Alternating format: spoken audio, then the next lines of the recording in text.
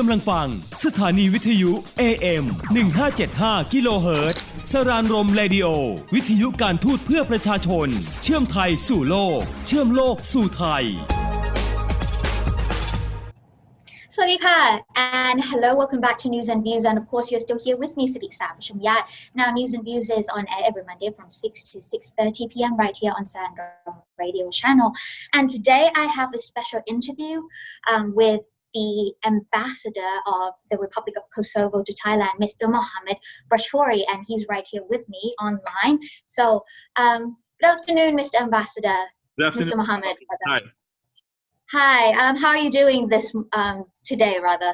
I keep saying this morning, but it's no longer morning. Quite a warm day, nice day in Bangkok, and I had a chance to start earlier running for the city, and then going back now to office and being with you. Oh, okay, that's good then. You don't think the weather is too hot today though? I mean, I still find that it's quite hot. I don't agree with that. Well, where I come from, it's been we have in summer hot summer, but we have also winter. We have cold European winter, and that's good. It's a mixture of both seasons. And but I got used to the Bangkok weather, having whole year warm. Right, that's true. So talking about that, so you have just resumed the position, right? Assumed rather the position of the ambassador of the Republic of Kosovo to Thailand. So you've been in Bangkok since when? I came in beginning of November. I came beginning of November in Bangkok, and since when I'm here, we have this is a new embassy which we have opened in Bangkok. It's the first resident embassy in Southeast Asia, and I was honored, delighted to be the one who will open that embassy. And I came here. Some of my staff came before me to open the embassy. Functionalized embassy, so I had not much to do when I came here in terms of opening the embassy. On it already open, but yeah, since November I'm here and I'm enjoying my time in Bangkok.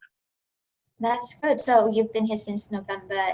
So you've been here almost a year. So have you been around Thailand much yet?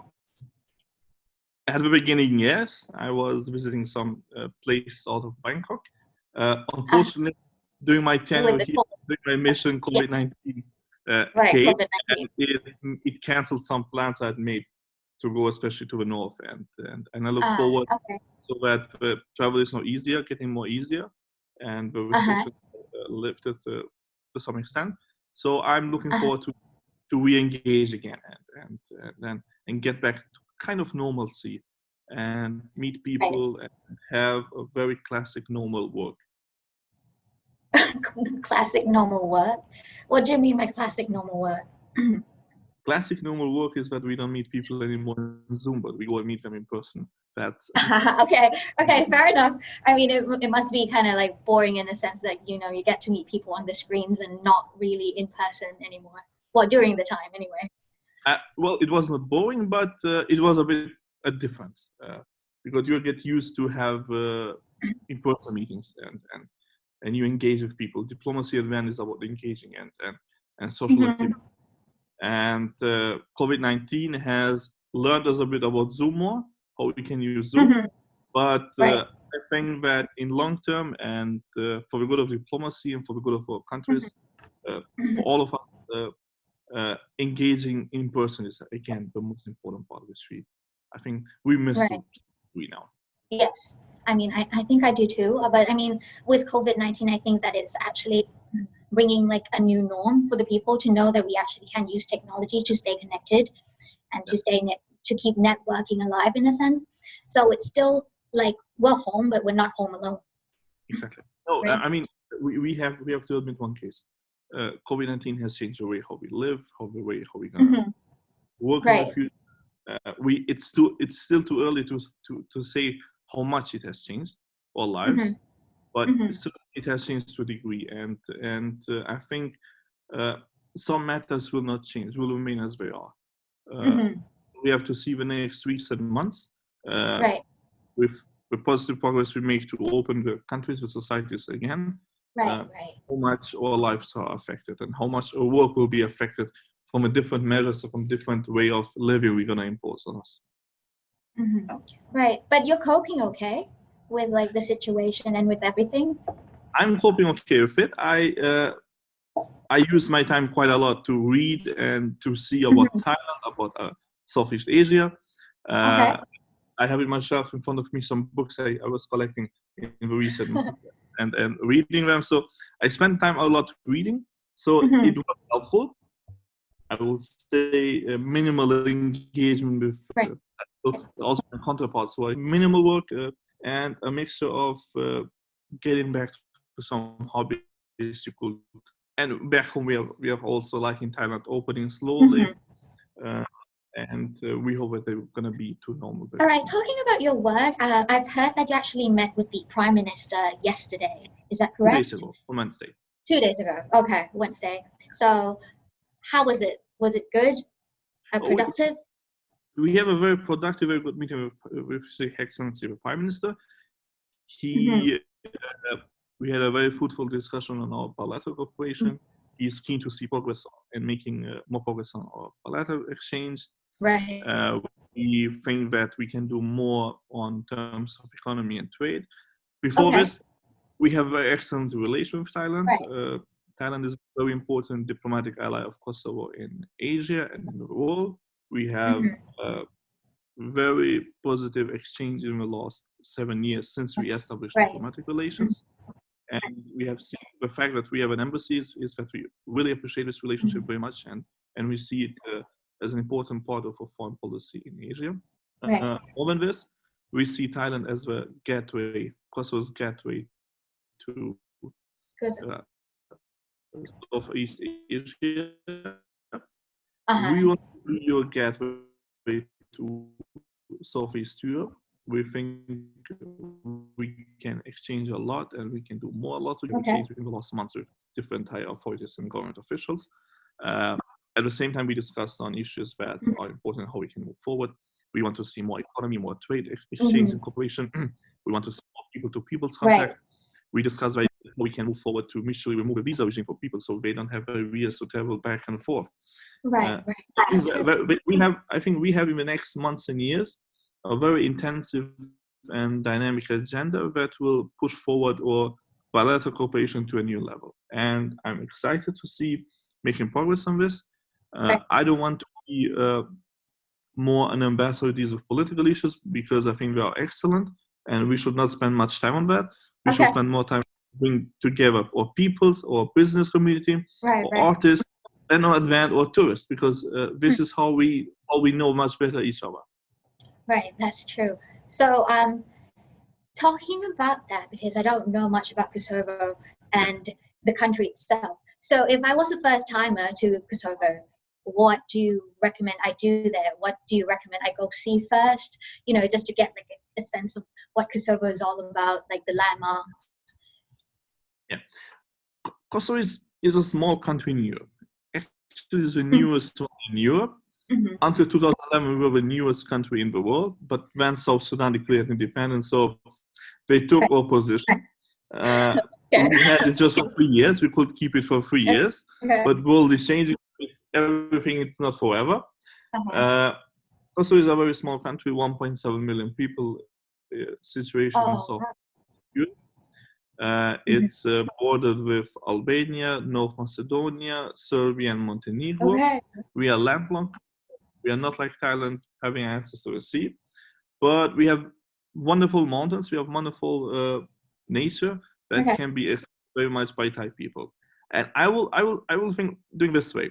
If you take the plane to come to Pristina from Bangkok, you go to Istanbul, to Vienna, to Frankfurt, or to and then have a flight to Pristina that is almost more or less 1.5 hours maximum from these cities.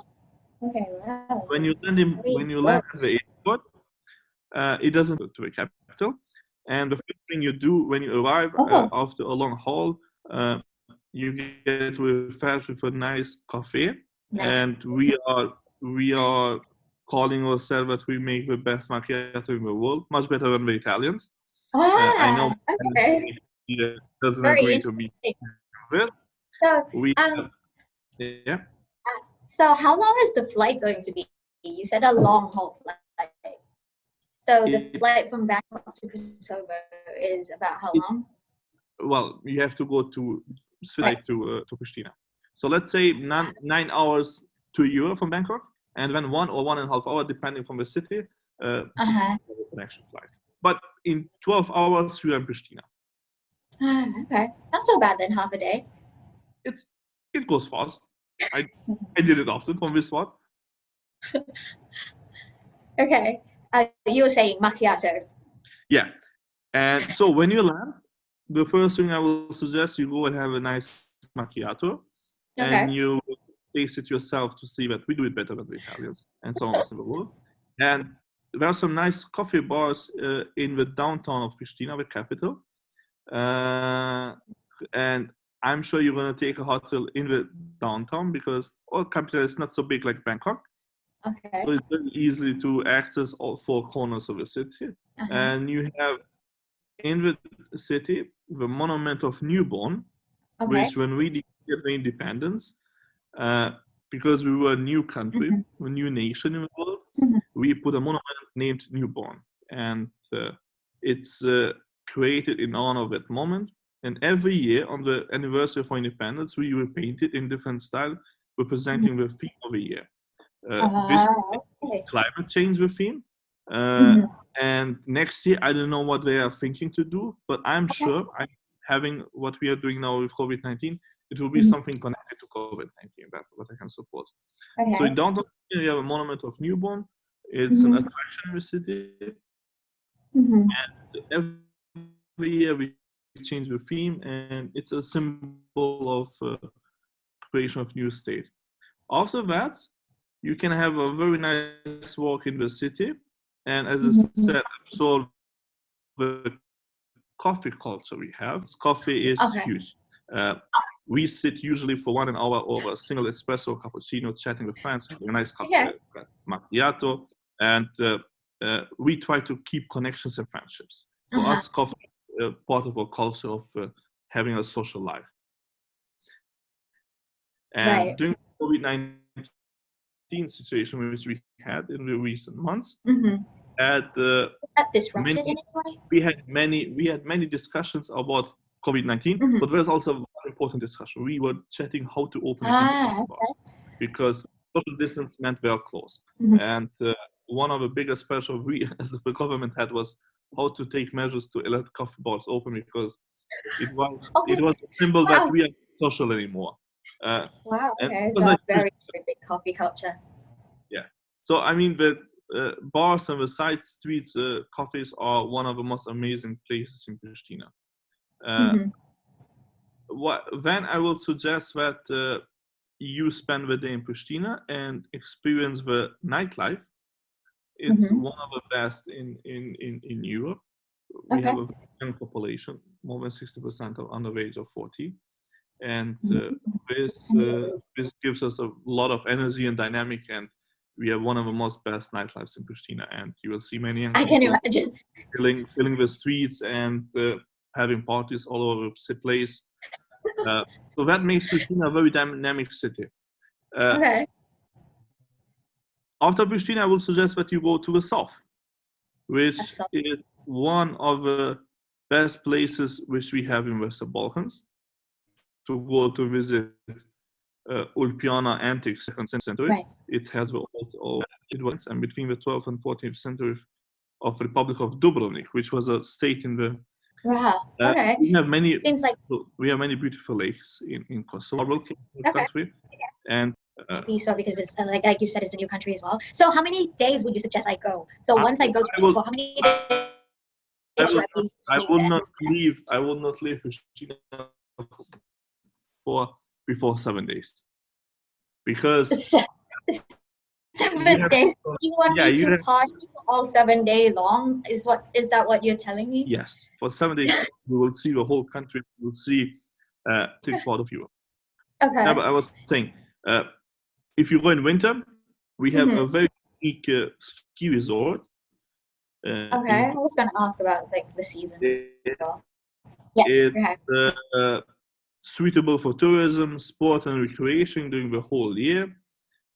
the ski resort possesses 14 pieces, 5 chairlifts and 5 ski lifts, and it's connected with 16 kilometers of ski slopes of average of length of 3 kilometers. So it is one of the best places in Southeast Europe to go for skiing. If you go in summer, I will suggest that people go hiking. We have having a walk for 1 day or 2 days and staying in the nice hotels in the mountain areas, you can spend a very good hiking season. แอปพลิเคชันไทยชนะที่มาตอบโจทย์ควบคู่ไปกับการใช้ชีวิตวิถีใหม่ New Normal มีไว้เพื่อช่วยในการติดตามสอบสวนโรคกรณีพบผู้ติดเชื้อโควิด -19 ในสถานที่หรือร้านค้าใดที่มีการใช้บริการโหลดเลยวันนี้รองรับทั้งระบบปฏิบัติการ Android และ iOS ใช้ง่ายปลอดภัยชัวร์ร่วมหยุดการแพร่ระบาดฟื้นฟูเศรษฐกิจของเราด้วยไทยชนะเช็คอินแล้วอย่าลืมเช็คเอาท์นะคะ We left off to spending 7 days in the capital, partying all the time, and then we're talking about the seasons and ski. 7 days you can spend in the whole country. I mean, Kosovo is a very small country, as I said, comparable to Thailand. And you can do, we have nice ski resorts which you can use in winter, but the ski resorts are also very beautiful to be used in summer season for hiking in the mountains and spending time in the nature. We have many places across the country where we have beautiful nature. Either in the west where we have ski resorts or in the south and in the east where we have some beautiful mountains. Then visiting the old ancient towns in Kosovo, Prizren is the second largest city after Pristina. It's a multicultural, multi-ethnic city. It dates back centuries ago. And if you go still today to the city, you will see the old landscape, old buildings, and you will see in the same place having mosques, having Catholic church, Orthodox church, Jewish synagogues. It's a very rich, multicultural, multi-ethnic city, and the people love this coffee culture. People love the food. The food is amazing in that city. It's something I would suggest people to do.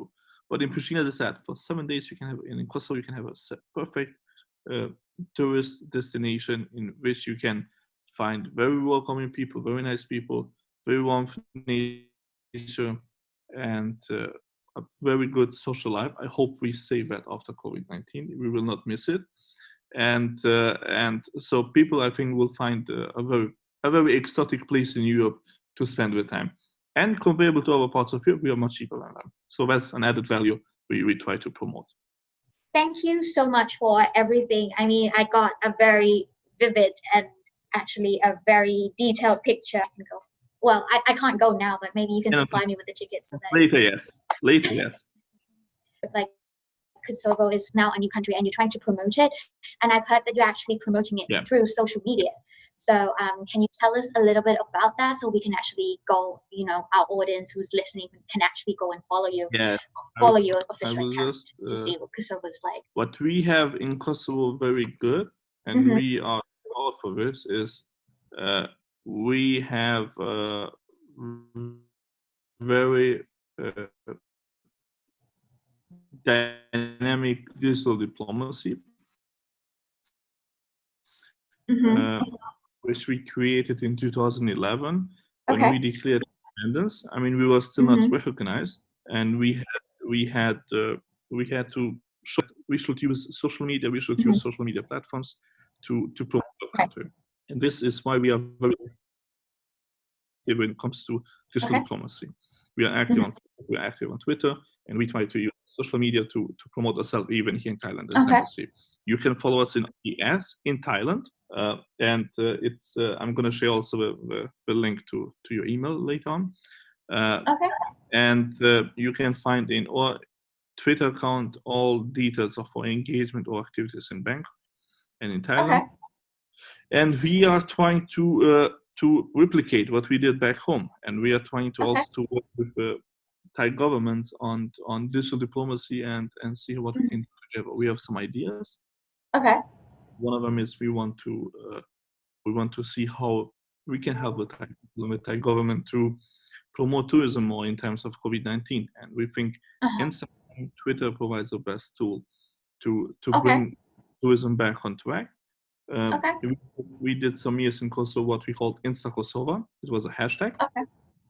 We had people who were in Kosovo visiting Kosovo for a month. We said, put your best pictures of the places you are visiting, hashtag them with Insta Kosovo, and we will create an album of the best pictures in Kosovo. We had for a month a hashtag going up very much, and we had Kosovo present on Twitter, on Facebook, on Instagram, with the most beautiful of the place. And we think we can reproduce it in Thailand. And it is a very good way how you can promote tourism, can promote the food of Thailand, can promote places in Thailand, can promote the culture, the social life, whatever. Everything on daily life can be promoted on social media platforms. So we are looking to replicate this project which we did back home with Thai government here, and to see, and we want somehow to support Thai fans to promote tourism sector again, to help you to re-engage with international visitors and show to them why they need to come back to Thailand again after COVID-19 and the flights are lifted and we can fly again. Are you actually doing that? We are doing a happy about the number, but from Kosovo to Thailand, and this is a positive impact. Thailand has a very good image in Kosovo. We have a very small Thai restaurant in Pristina, in capital, the Thai restaurant of Pristina. It's a very good promotion to Thai culture and Thai food. It's very adorable, and people have a very good image on the tourist destinations. It's and I think promotion have to see engage also journalists. We have to see to engage influencers in social media so that they can talk more about tourism exchange. That's good because you already thought of like a hashtag like Insta Thailand that you can actually promote already. So it would be good. I mean, I'm hoping that the ban will be lifted soon so that flights can return as well, because there are a lot of friends who would like to come to Thailand but they still can't, and a lot of places you still can't fly out from there anyway. So before I came here, I remember many people saying to me that they were going to visit me and they will like to spend time here. And I'm joking now and said, guys, sorry, but I cannot host you now. Are you lonely though, that nobody can come and visit now? It's different. It's different feeling because I'm somebody who's very socially engaged and I talk to meet people, to stay with people, to exchange with people, and try to keep my social life very active. And it's a different time, as I said at the beginning. It has changed the way of living to some extent. But we have to be careful on the lives of people. We have to be careful not to spread the virus in the places we are. And at the end, we have to think about the health of the people, and we have to think about the economy at later stage, because the impact will be long term. It's not. We are talking more than 3 months lockdown in countries. It's unusual. I mean, in my life, I've never seen this. Only when I was a child, we had a war back home. I remember that we were hiding at home, so we were not getting out of it. So maybe that's the only. But it's not comparable to that situation. But it's the only time I had this social lockdown. So in my life, I had the second time, but of course, different circumstances. Right. I mean, I feel the same way. I feel like I've stepped into a movie, because you actually see it in movies when the situation, when COVID kind of hit all around the world and people start staying home. Just Have you watched Marco Polo on Netflix? Which one? Sorry. Marco Polo. Have you watched on Netflix? No, I haven't yet. You should. I think all life is like Marco Polo. We are stuck. Okay, I'll be sure to do that. I mean, since we have a lot of free time now, we've been watching a lot of Netflix, like binge watching. So have you been on TikTok as well? Like, producing video just to... No, that's not.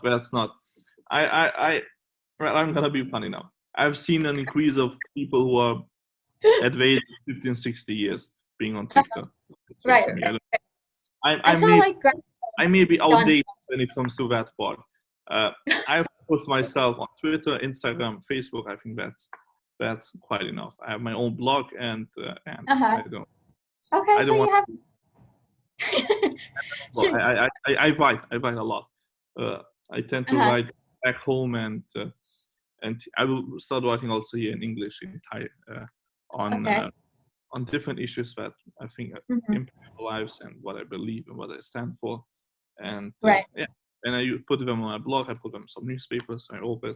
I'm gonna have Okay. next week, the next days actually, an op-ed published in Post on which I'm gonna talking on the importance of Freedom Day, which is today in back home. Mm-hmm. We celebrate the 21st anniversary of liberation. Mm-hmm. As I said earlier, we had gone through a war. There was an attempt at genocide on our country, and more than 1 million people, so more than half, were expelled from the country. More people, 10,000 people were killed, 20,000 women and girls raped in the war, the whole country damaged. And on 12th of June 1999, we started our life from scratch again. It was like point zero for us. And Right. from zero in 1999 to today, we made enormous progress. The country has changed for good. Mm-hmm. I think there was no other historical period in our country that we had seen so much progress and so much development as in the last 21st Right. 1 years. And I want to share with the people of Thailand that what was it about and how lives were affected and how we, from a war-torn country, we became one of the countries that love peace. And we paid a price for freedom, we paid a price for country. And we want the dark ghosts of the 90s, which were coming through Yugoslavia. It wasn't just we had a breakup, violent breakup of Yugoslavia. We had many countries going to war that time, and we want to share positive things how we can improve good neighborly relations and how we can from former enemies become friends. Mm-hmm. That's good. Sounds good. Sounds like you have your handfuls with all the things that you're doing right now. With your I try to write. So I try to write. I try to engage. I try to keep our life, our business as diplomats active through media, through social platforms, and through a limited number of meetings which we can have. I mean, as much as we make progress opening to COVID-19, as much more we can engagement.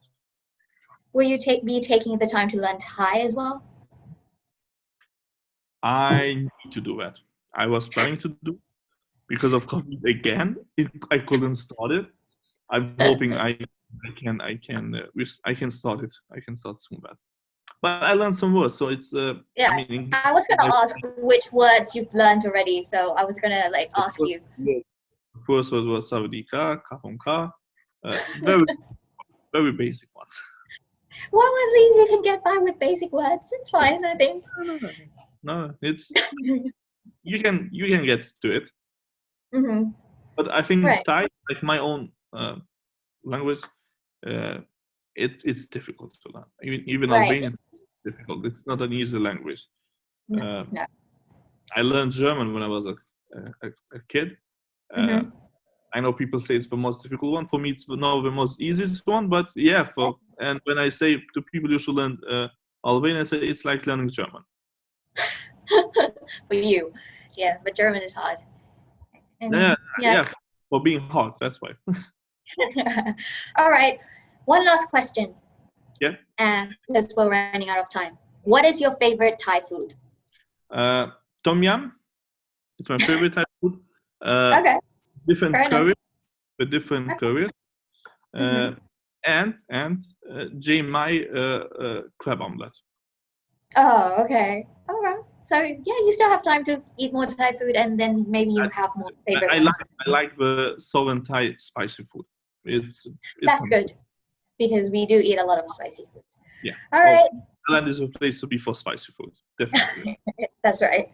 All right. Thank you so much for being on the program with us today because we're running out of time, so I have to cut it short. But I had fun talking with you. So maybe next time I'll invite you to be on the show again so that we can talk about the progress and the relationship progressing between Kosovo and Thailand. Definitely. Thank you so much, Mr. Muhammad. Have a great day. Bye. สวัสดีค่ะ ครับ ไทยชนะ ไทยชนะ ไทยชนะ ออกไป บ้านเมื่อไหร่ใส่หน้ากากไทยชนะหน้ากากผ้าหน้ากากอนามัยมีติดตัวป้องกันทุกวันไทยชนะใช้บริการห้างร้านเมื่อไหร่สแกนก่อนเข้าไปเราจะได้ไทยชนะเช็คอินเช็คเอาทุกที่ได้กำหนดให้มี QR Code ไทยชนะข้อมูลทุกคนไว้ป้องกันเกิดเหตุจะได้ทันฉับพลันไทยชนะเจลล้างมือหรือดิสแทนซิ่งปฏิบัติทุกสิ่งทำให้จริงไทยชนะปลอดภัยสบายใจทุกคนร่วมมือไม่สับสนไร้กังวลไทยชนะสังคมร่มเย็นปลอดภัยถ้าทุกคนร่วมใจได้สแกนไทยชนะนิวนอร์มอลหรือวิถีใหม่ปรับตัวเร็วไวเราต้องได้ไทยชนะสามัคคีของคนไทยทุกคนอย่าให้เจ็บอย่าให้จนเราทุกคนไทยชนะร่วมมือร่วมแรงร่วมใจร่วมมือร่วมแรงร่วมใจเชื้อโควิดต้องหมดไปสบายใจไทยชนะ